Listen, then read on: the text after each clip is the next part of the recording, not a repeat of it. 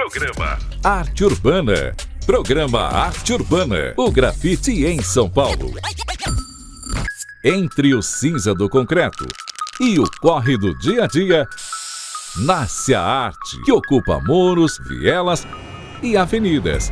O grafite é voz, é protesto, é identidade transformada em cores. Aqui a cidade vira arte. Onda FM. Olá, eu sou Paulo Torres e está no ar o programa Arte Urbana, o grafite em São Paulo na Onda FM. Neste primeiro programa, com o tema grafite e sustentabilidade, vamos falar sobre o diálogo do grafite com causas ambientais. Como inserir a arte cuidando do nosso meio ambiente.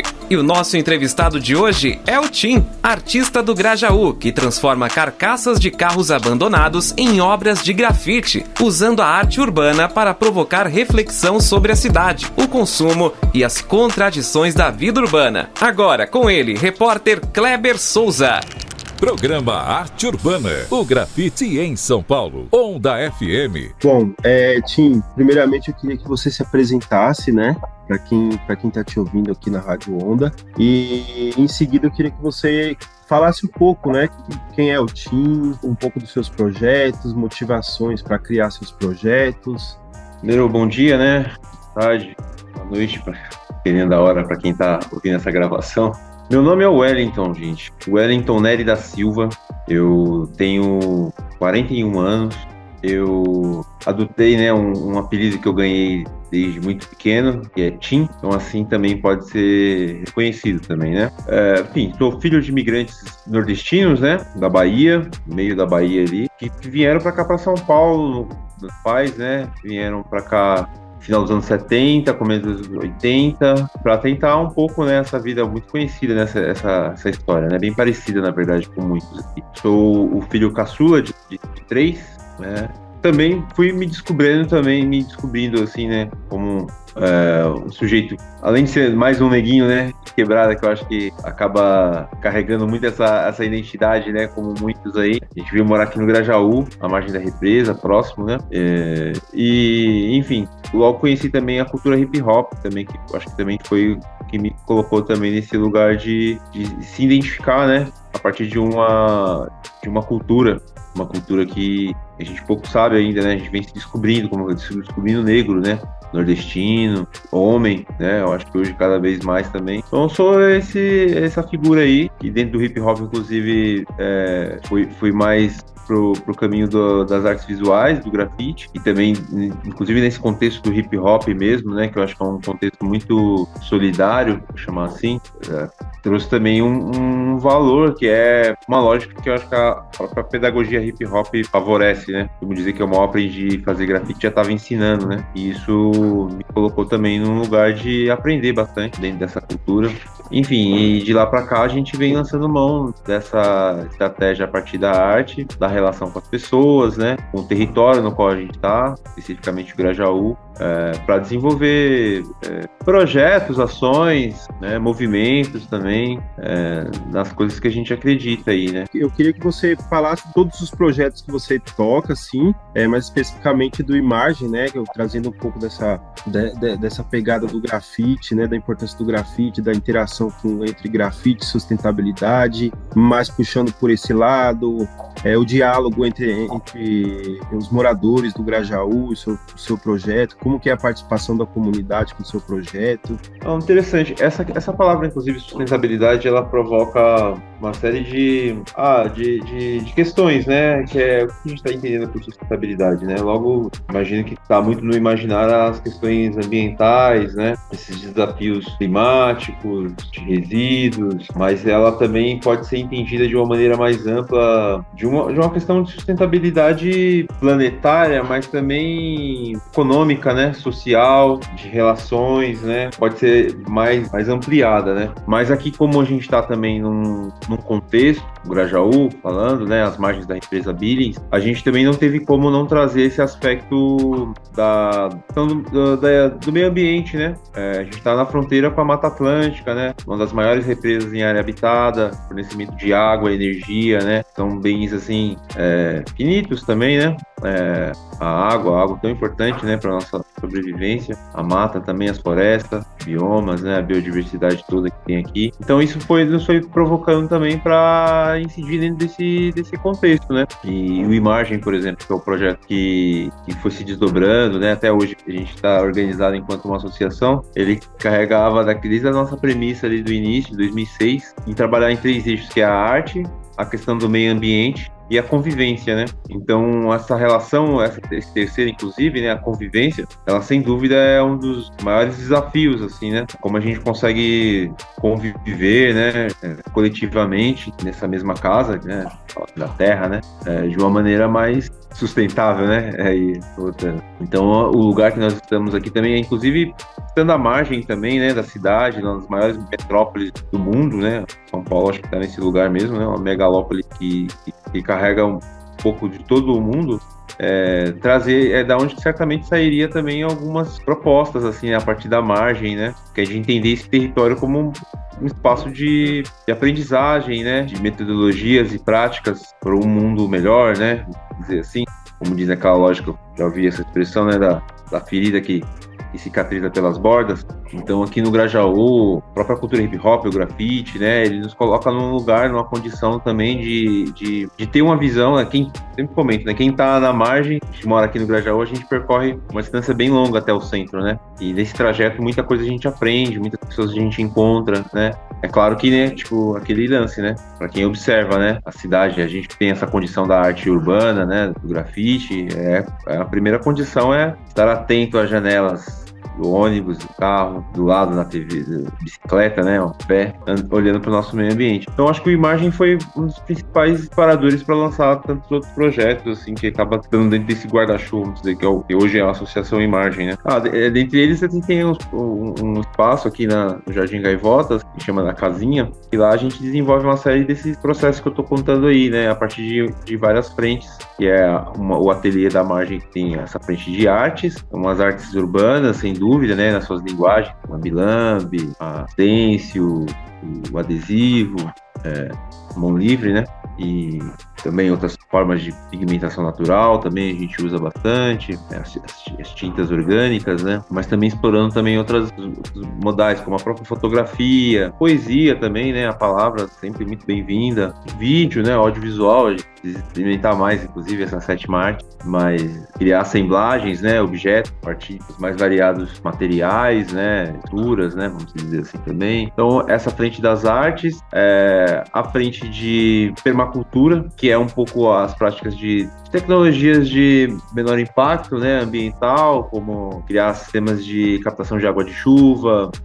energia solar, né, tem também a bioconstrução, tratamento das águas, né, fazendo biodigestores ou tipos de bananeira, esse tipo de coisa. Enfim, essa é a frente da permacultura. E a navegação também, a vela, que já é uma parceria com outro projeto, que é o Navegando nas Artes, que hoje integra também junto à associação. A alimentação saudável também, que é uma outra frente de atuação também, em parceria com agricultores orgânicos da região.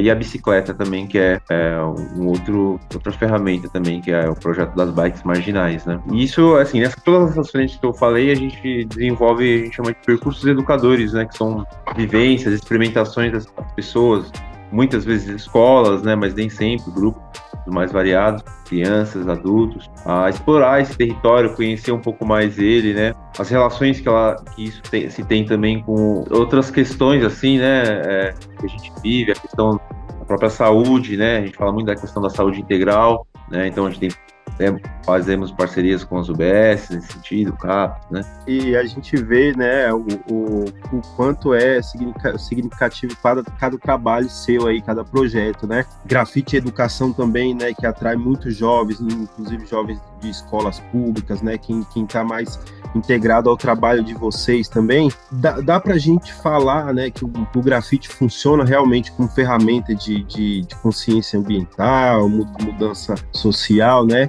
Inclusive nesse momento que a gente vive aí de mudanças climáticas, enfim.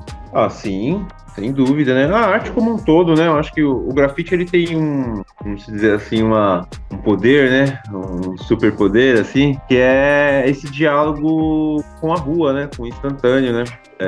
Então, quem tá na rua, né, e enxerga, vê, né?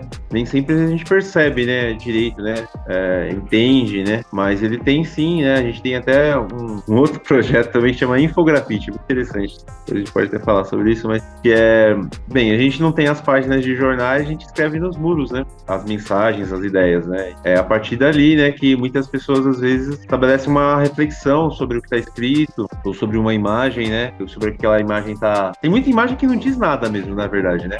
O mero diálogo do artista com ele mesmo, né? Ou que muitas vezes reverbera, né, na relação com o outro também, claro, né? A arte primeiro tá em relação a quem produz ali e depois pro outro, mas eu acho que o que eu sempre comento, assim, uma vez que nós estamos já com essa ferramenta, né, a gente tem os muros da cidade como suporte, né? Quantas pessoas, quanta audiência nós temos, né? Vale a pena a gente aproveitar essa oportunidade para poder estabelecer um diálogo com as pessoas, né? Já basta a galeria conversar consigo mesmo, né? E não basta só fazer um grafite na parede para dialogar, né? Tem um monte de grafite, como eu falei, que tá falando talvez com mais consigo mesmo.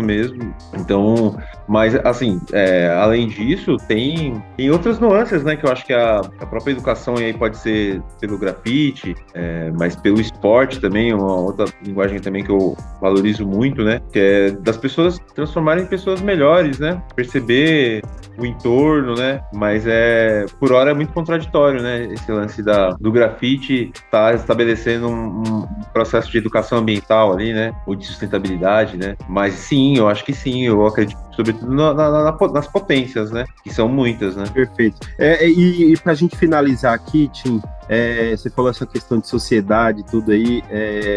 Qual mensagem que você deixa para jovens artistas, né? Jovens grafiteiros, para quem está começando agora, e principalmente para aqueles que querem usar a sua arte como forma de transformação social e ambiental. E aí, se você já puder emendar, como a pessoa pode conhecer um pouco mais sobre o seu trabalho, sobre os seus projetos, onde te achar, enfim. Eu acho que, até porque eu tô ficando mais velho também, eu tô percebendo, já percebia isso, né? Mas o quanto que é importante a gente valorizar a nossa história, né? Os nossos mais velhos, assim. Muita coisa vai se perdendo nessa nossa sociedade atual, né? O pessoal fala da sociedade líquida, né?